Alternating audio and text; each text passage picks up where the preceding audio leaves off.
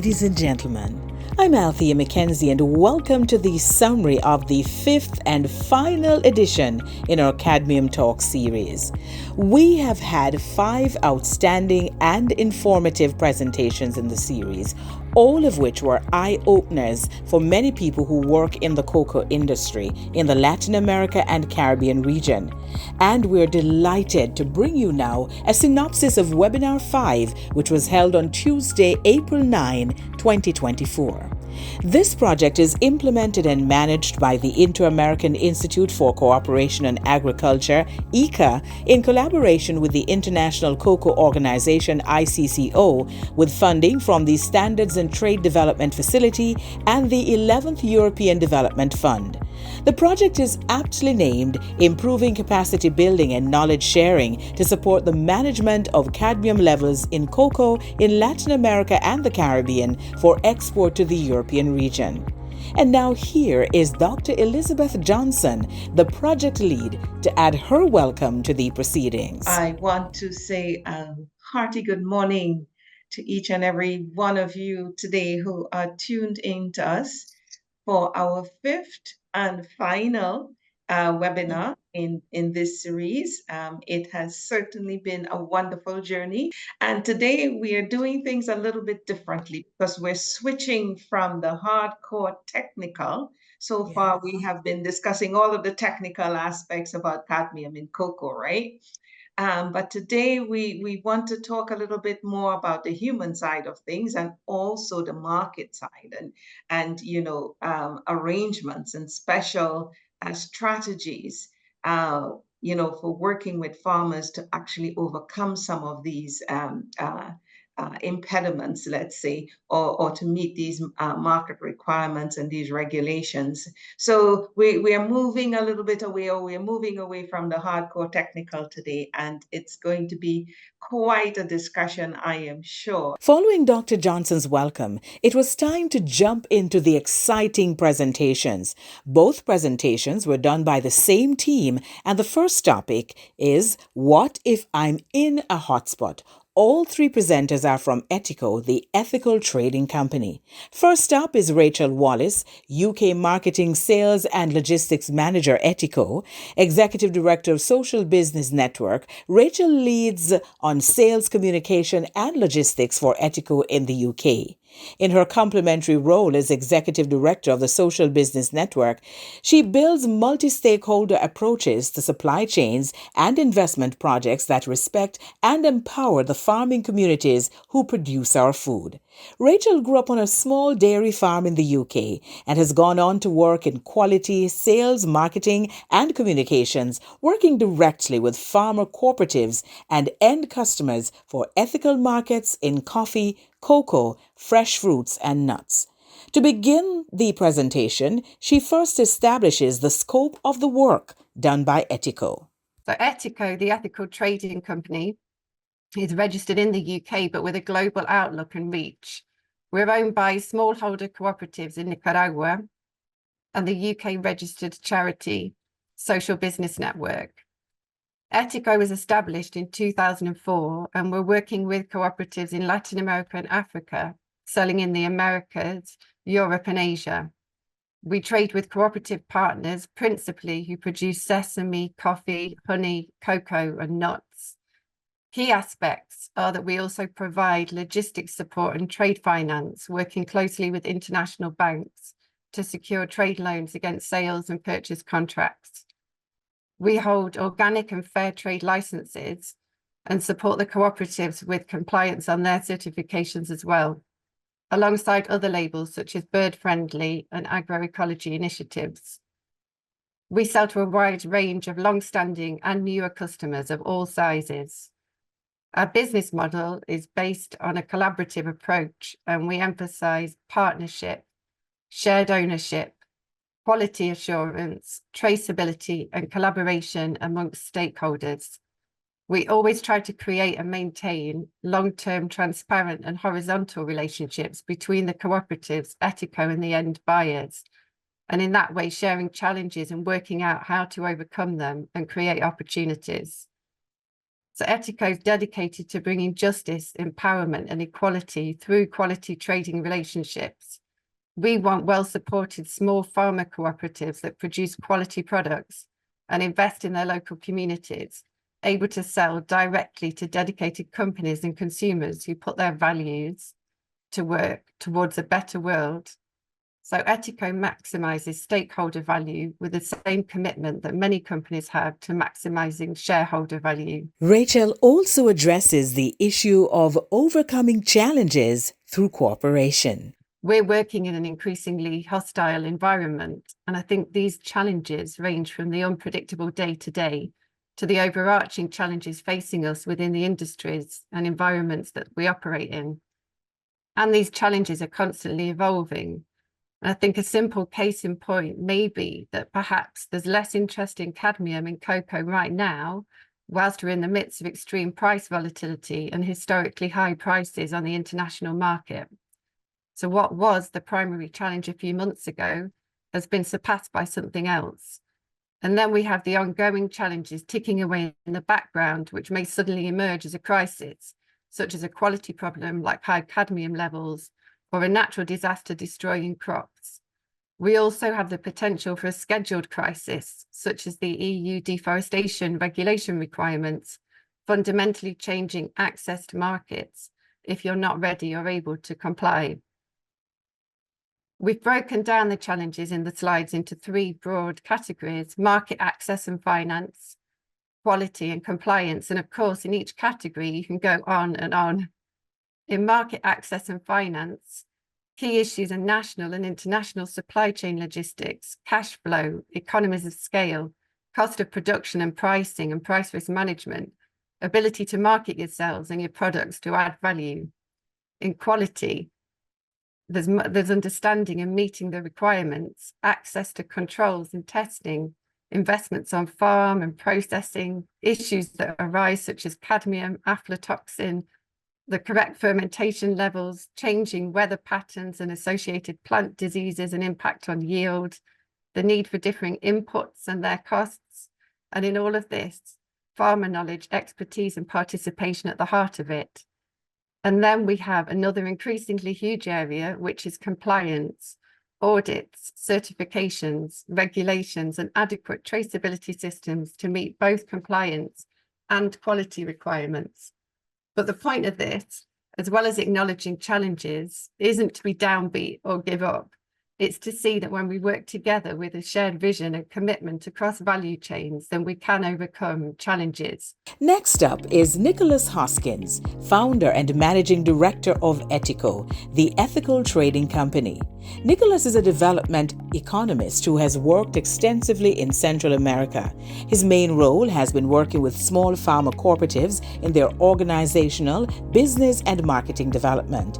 He has been closely involved with the founding of 3 cooperative integrating bodies at the local, regional, and national level in Nicaragua, and has supported their entry to markets in Europe, the United States of America, and Japan. The vast majority of these trading relationships are still active and flourishing today.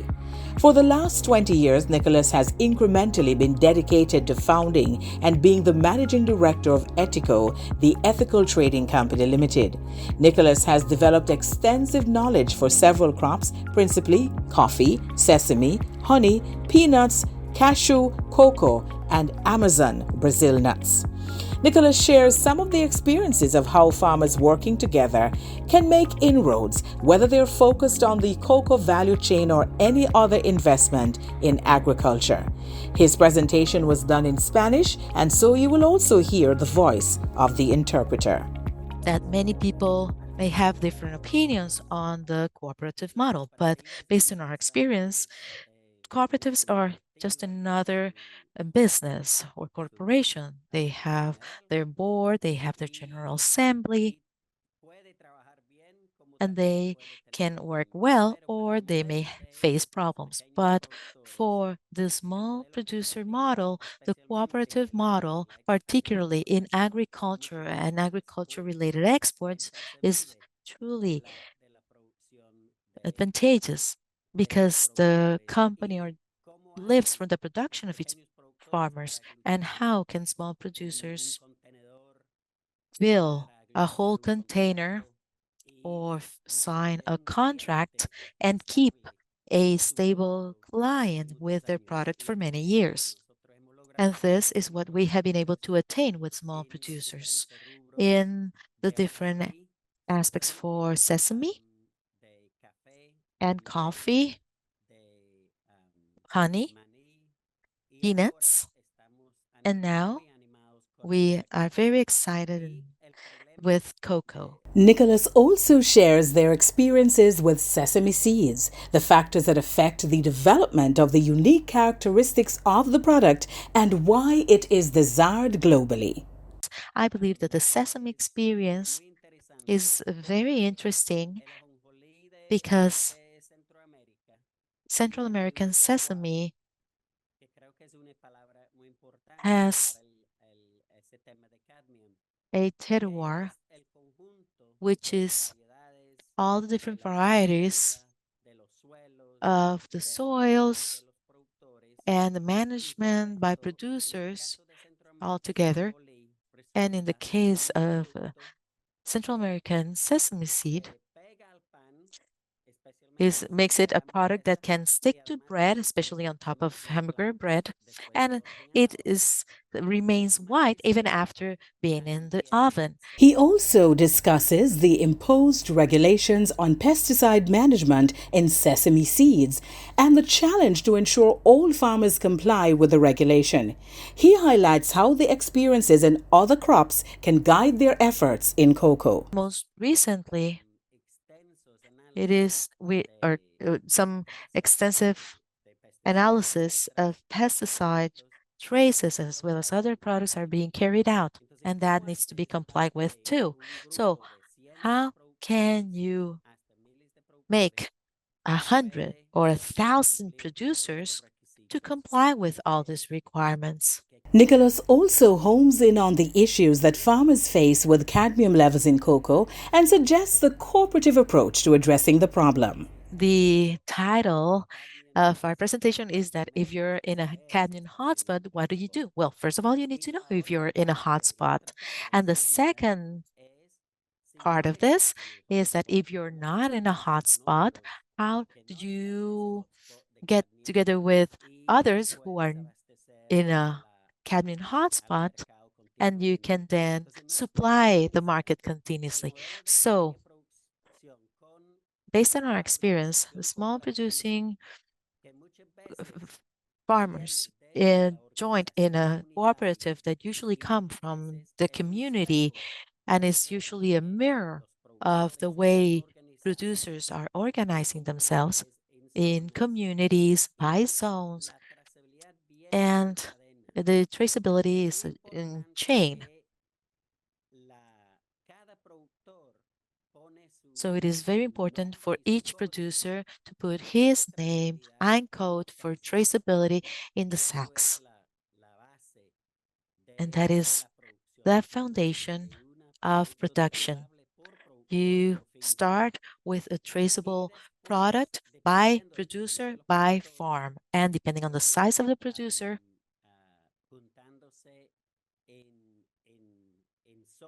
this can be joined by zones, geographical areas, or also by organizations, because cooperatives are organized by producers that are together. So this traceability is maintained as much as, and you keep this product separate as much as possible. And so this help can be done by community, by zone, until you have your export lot or batch.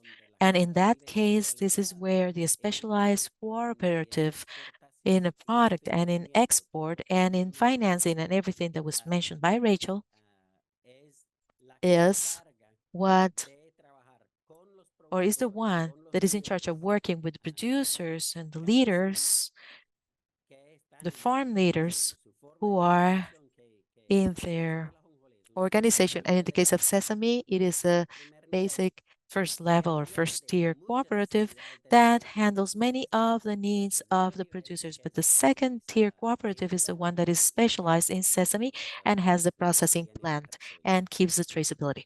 Mr. Hoskins also highlights how they use the formulation of cooperatives to ensure that producers were able to access the most demanding markets through various forms of certification. We have succeeded in getting small farmers through their cooperative model, and with the business network as well, they are really able to find a way into the most demanding markets with quality certifications, organic certifications, fair trade certifications as well. He was followed by Albert Tucker, chair of Ethico and social business network, the Ethical Trading Company, Liberation Foods, the Karma Cola Foundation, and the Food Ethics Council. Albert has played a leading role in the fair trade movement and is an active global player in community regeneration and sustainable development. He has led and built successful social enterprises and supply chains, working to multiple bottom lines, example, Cafe Direct, Divine Chocolate, and Twin Trading. Albert has a long record of community organizing and leadership globally, facilitating training, assemblies, and dialogue. He is a board member of the Carnegie UK Trust, Common Purpose, and a number of other enterprises and organizations. He has an MA in Social Policy and Administration. Albert opens his segment of this, the first presentation, by establishing the importance of small farmer holdings to global food production. We have over 35 years of working with small farmers, connecting them to markets, building infrastructures and brands that promote the work of small farmers in particular and their value to the market. And this is because if you think nearly, depending on which commodity you're looking at, 80% of food globally is produced by small farmers. If they don't survive, we've got problems in our businesses and our markets, and if they don't do well. So that's partly why the focus on collaboration is. And if you think about it, if you have 2 to 10 hectares of land you're farming in some of these highly competitive markets, it's difficult to have cost efficiencies and scale efficiencies unless you collaborate. Albert talks about the cut and thrust of the sector, but very importantly provides an example of how cooperatives and collaboration can open major windows of opportunity for cocoa farmers. The truth is, farmers, especially smaller farmers that are not large companies or corporations running plant farms, have always been in a hotspot one way or the other.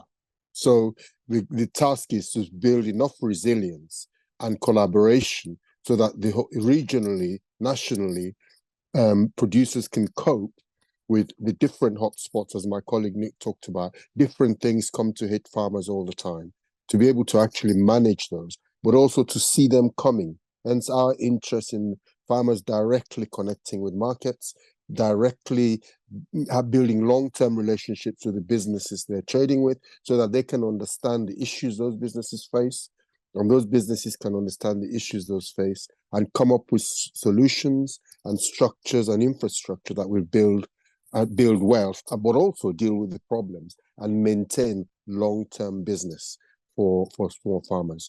So when over the years, we've found we've had to deal with many different challenges, whether it's leaf rust in coffee and cocoa before blackboard went ripe, goes ripe sometimes. But farmers being able to share what available technology, and I use that in the loosest terms, what strategies and technologies are being applied to do this. Because in the sector, we want good value, good promotion.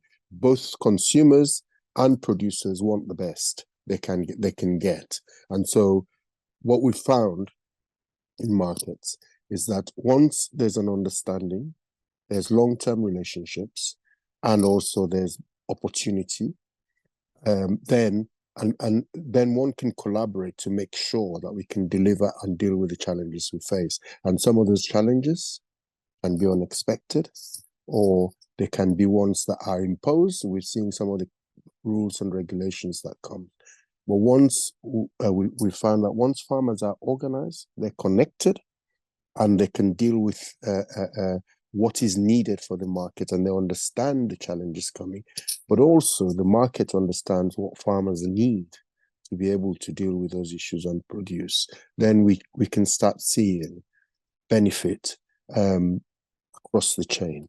That was Albert Tucker from Etico. Having completed the first of two presentations, the team took questions from the participants, and after a very robust question and answer session, it was then time for them to launch into the second presentation, which focused on the opportunities that exist in the market. Once again, it is Rachel Wallace that leads off, and she first establishes 3 key areas to which farmers should pay attention. So I want to highlight 3 key areas here. One is, and I think this is clear from everything we've been saying, that smallholders are critical to the sustainable future of farming and feeding the global population. 2 is that cooperatives have played a key role in creating positive change for their members, and they contribute a huge value globally. And 3, that demand for ethical and traceable products continues to grow, and indeed is increasingly becoming a requirement to access markets. Another issue that Rachel highlights is that if farmers work in isolation, it can prevent them from tapping into available resources. Working in isolation, as we've been talking about already, farmers don't really have much of a chance of overcoming all of the challenges in the markets and taking advantage of the opportunities with their main income earning export crops. And they're also vulnerable to exploitation by agro-industry with their associated seed and fertilizer companies and advisors with their own vested interests, or intermediaries buying at farm gate prices set by them. So that's the counter. Rachel notes that farmers on small holdings are hard-pressed to keep their businesses going, but working in cooperatives can help them to navigate the challenges. She also provides the historical context within which cooperatives were formed.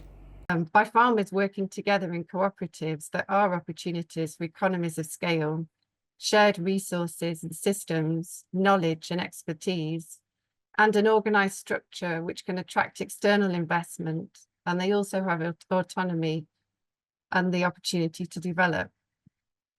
So I want to give you a bit of background on cooperatives to set the context for their significance in the world today. And where I live in this part of England is pretty close to the birthplace of cooperatives in the year 1700.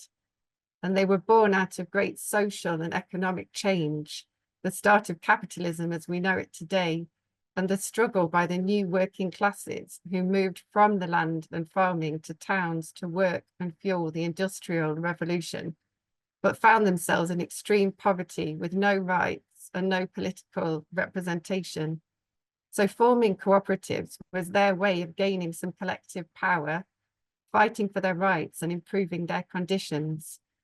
Cooperatives were started to meet needs for change, and the principles of cooperativism from back then, self-help, self-responsibility, democracy, equality, equity, and solidarity, have gone on to be adopted universally by the global cooperative movement.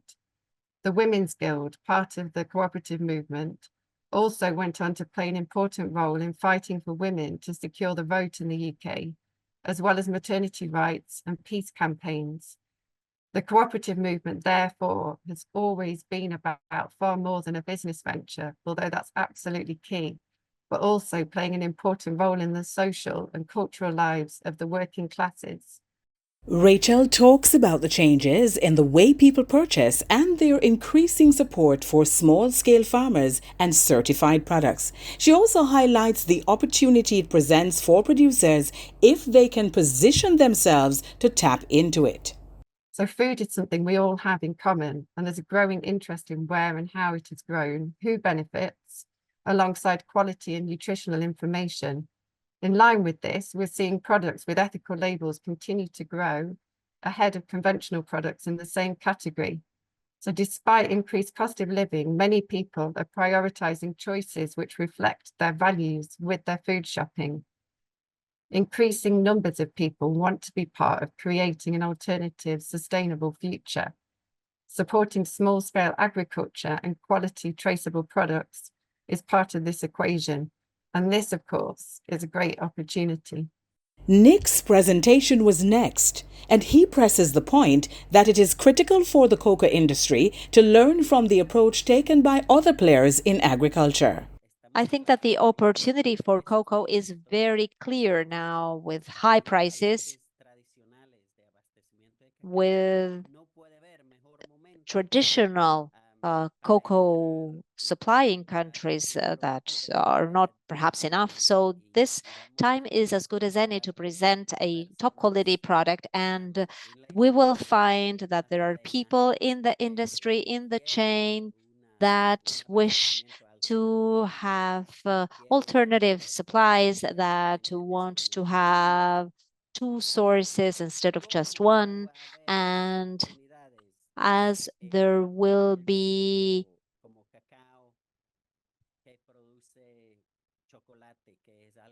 and how is it possible that there will be no opportunities for cocoa, which is the source for chocolate, a food that kindles passion amongst so many kids and adults as well. Of course, kids always want to get milk chocolate instead of dark chocolate, and adults prefer dark chocolate. But the time is right to learn from other chains. The coffee chain has taught us that there are allies in the industry, small companies that are passionate about the product and that have also been the victims of a business system where few companies manage the greatest volume. And how is it possible that the entire European chocolate industry, the Binsebar, the chocolate makers, they are establishing relationships only now with farmers directly, or that also applies to cover chocolate. They depend on the industry, but that does not mean that they cannot have a direct relationship. So I believe that the opportunity right now is to learn from other sectors where producers have made more progress. Nicholas notes that it is important for cocoa farmers to embrace change. It's about opening up your arms and embracing the chain and getting your allies. It's about stepping out of this mode of thinking, which is so antagonistic, because there's an antagonistic relationship that is forged between the buyer and the purchaser. But actually, they are a team. And the EU, for example, is currently saying that everything has been produced in a deforestation-free way. So these chains are not just about selling at the very best price, or it's every farmer for himself. We need to be, on the contrary, integrated into long-term chains, into ethical and fair relationships. These are the relationships that we have conceived of with the cooperative model. And well, this has allowed us to find buyers that share in our passion and that do not want to pay the lowest price. They want to pay the value for money. They want to pay cocoa for the value that it truly deserves. So I think that this is the opportunity. It's a historic opportunity. Prices are high for other countries and for the other sources of cocoa, which have been untraditional. Right now, the moment is right to raise our hands and to say we are willing to grant our support in the pretty much the same way as we have granted our support with Sierra Leone and Liberia, for any country that wishes to show quality for itself and help establish this relationship. So I think that this time is a time of a lot of challenges, as Rachel has said, but the challenges need to become opportunities. It is now time for Albert Tucker to put the lid on the second presentation. Albert had earlier shared the experience of how the fledgling cocoa sector in the African country of Sierra Leone was able to get a foothold in the industry worldwide as a result of the cooperative approach. He notes that countries in the Caribbean and Latin America can take a similar approach. And in closing the second of the two presentations, Mr. Tucker gives a clarion call for Latin American and Caribbean cocoa farmers to grasp the opportunities presented to them. And I think, as Nick has said and Rachel has commented on, the system is difficult to challenge. And I think there's some things we talk about farmers having more control and integration into the market. We need to get rid of some of the kind of colonial Western thinking about how markets work and how farmers in our countries in the Caribbean or Africa are not capable. They've been capable for many years and they produce most of our food. So this is not something we need to get ourselves out of the mindset of the experts are all in over here. And given that, I want to thinking about the Caribbean. I haven't traveled around the Caribbean and I don't have grounded knowledge. Well, what I do know is this. This is an opportunity time for the Caribbean producers of cocoa to think about the value and marketability they have. The marketeer in my brain says, forget colonial history. The Caribbean is got quite a good cultural reputation over here, whether it's music, whether it's holidays, whether it's food. That's growing here. And surely cocoa farmers can exploit that if we're organized. The key element is organizing. The other opportunities, if farmers organize, if you're small, you have to organize. That's what built Britain. The cooperatives of Britain, one of the largest supermarkets here is a co-op one that started for poor people wanting to get cheaper meat. The funeral parlor, the same. Poor people, working people wanted to get out of being exploited in funerals. So they created their own co-op for funerals. Those are still some of the biggest companies in the country. So the Caribbean will need to, and I see opportunities there myself, to actually bring that together, whether around cocoa and maybe other things, because consumers are interested. You have consumers who know about the Caribbean, find it exotic, find it interesting, who could be sold to. Nick mentioned another point I think is an opportunity. When we've talked to colleagues from the Caribbean, they talk about consumption of cocoa in the Caribbean. Well, I think there's a brilliant opportunity to grow the market in the Caribbean, to actually create Caribbean produce, which I've heard from one or two friends about. There are existing ways it's being used. Well, let's market that from the Caribbean and in the region, because the most successful exporting of commodities from farmers and is when there's a stable local market. So therefore, the impact of the international market is not as great as it currently is, because you have a stable market locally. Then you have more control about how you negotiate around international prices when you're exporting. So I think there are clearly opportunities in the Caribbean, and I think the scale shouldn't be seen as the problem. The problem is, how do we exploit our small, indigenous, natural production systems, the quality of our cocoa and where it's grown and the environments that we're maintaining.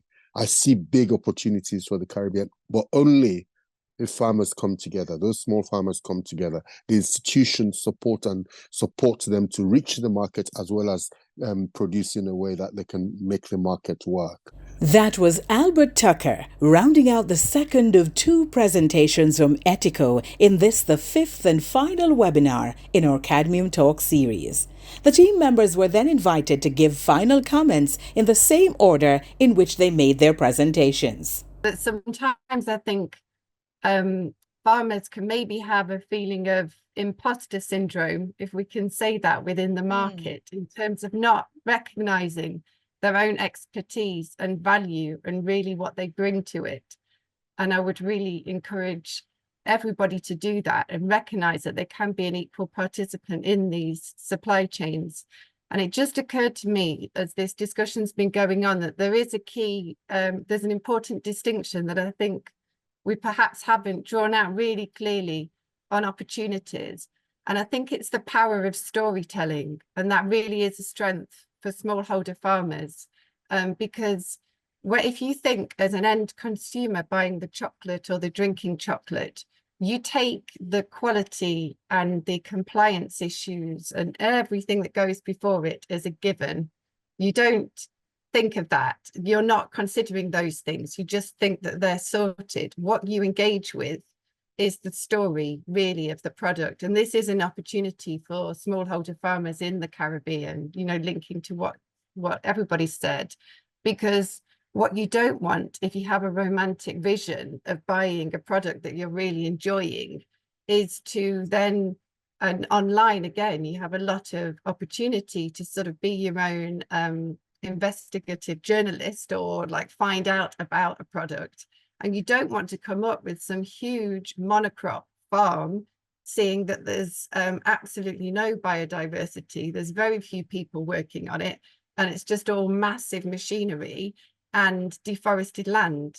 And so we really, I think, recognizing that that isn't what you're about, and celebrating what you are about, and putting that up online in the various channels and sharing it and being ready to share it with buyers really is an important part of the marketing. And I really see it as an opportunity. I think, you know, the next generation of farmers will find it easier if they can see their way to be professionals within the supply chains that we're talking about. They can keep their links with the farm, with their parents, and they can work for the benefit of the farmers, rather than this terrible situation that we often get in the communities where the farmers work so hard for their children to go away and study, and then hope they go off to the town and become a doctor or become a, and the idea is, you know, and are undervaluing themselves, their communities, their environment. What Rachel was talking about, what really is important in life is that somebody stands up for nature, for rural communities, for vibrant places where people can live and work and be successful. And it is not this one-way street to the urban cities where, you know, rural youth will probably fit in very well, but it won't be as, you know, as exciting as really creating these integrated supply chains which guarantee to the consumers the quality of product and that great story which Rachel talked about, when they get to know where their cocoa comes from. When farmers come together and they work together, I don't know one person or institution globally who would want the farmers in their country or their region to collectively be annoyed. Right. So if farmers came together, they can have so much more influence. Building a little bit on what Nick says, you know, no government would want farmers to remain dissatisfied for long if they're working together. One or two farmers, we're all okay if we've upset one or two farmers. But if we've upset 100, 200, 300 farmers, the people who feed us, there's a challenge. But often farmers are left isolated, defending their corner and trying to survive. So a great incentive for coming together and working together is exactly that. And also you don't all have to individually do it. You have a system by which knowledge becomes spread through, wealth gets spread through. When you develop income, opportunities get shared, and you can create more opportunities, because one of the areas where we advise farmers is you can have different cadres, different sections doing different things. So you're not all spending the same amount of money on the same kind of traceability system, the same kind of, you can share those resources. So I think there's a really big challenge to do that. Now, having heard from the three very engaging speakers, it was then time to get some closing words from team lead Dr. Elizabeth Johnson to round out our Cadmium Talk series. I just want to say, you know, it's heartwarming, the roundup that, you know, we just got from Rachel, Nicholas, and Albert. And yes, the core and really the gem here is working together. What we can achieve. I think Nicholas has outlined a really great succession planning strategy as well, in terms of, a generational, because that's kind of the strength, and where we see, big companies see generational wealth being built. And here it as well, it also exists in a corporate system. So I really and truly appreciate the discussion we had today. There are a few questions, or a couple of questions, in the Q&A about access to this information. Yes, this webinar will be summarized as we have done with the past 4 webinars.